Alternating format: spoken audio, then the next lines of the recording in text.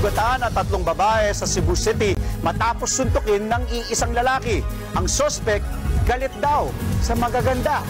Nasa frontline ng balitang yan, si Brian Basa.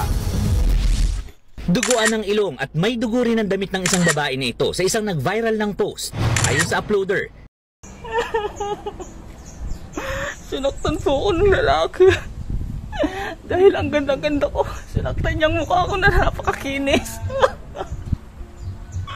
Sana makulong siya po. Tangina, makulong siya. Ang kinis-kinis na mukha ko, tapos susuntukin mo ako. Hinayupa ka. Nang bigla na lang siyang suntukin ng isang lalaki sa Cebu City, naglalakad na raw sana pauwi ang biktima nang mangyari ang insidente sa Osmeña Boulevard. Pero hindi lang pala siya ang nabiktima ng naturang lalaki.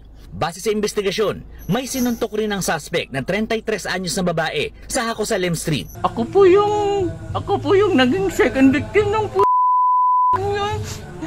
Sinuntok po ako sa bunganga. Dahil sa ganda kong to, mananakit siya.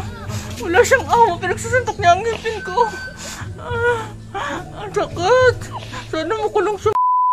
Ang sakit ng ngipin ko, pinagsuntok niya akong galit pa siya sa pangit. Ay, siya maganda pala to. At huli niyang biktima ang isang 22 anyos na babaeng nagja-jogging sa B. Rodriguez Street. Magandang tanghali po.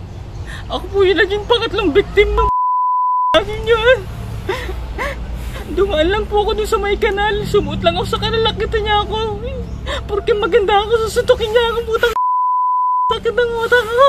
Nahuli naman ang suspect kalaunan at sinabi niya ang dahilan kung bakit niya sinaktan ng 3 biktima. Ako po ay nananakit po ng mga ganda. Kasi po, pag po nakikitang ng magaganda, ay nalalamangan po yung mga pangit. Kaya sinasaktan ko po ang mga magaganda.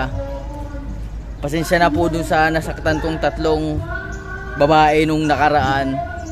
Kasi maganda sila kaya sinaktan ko.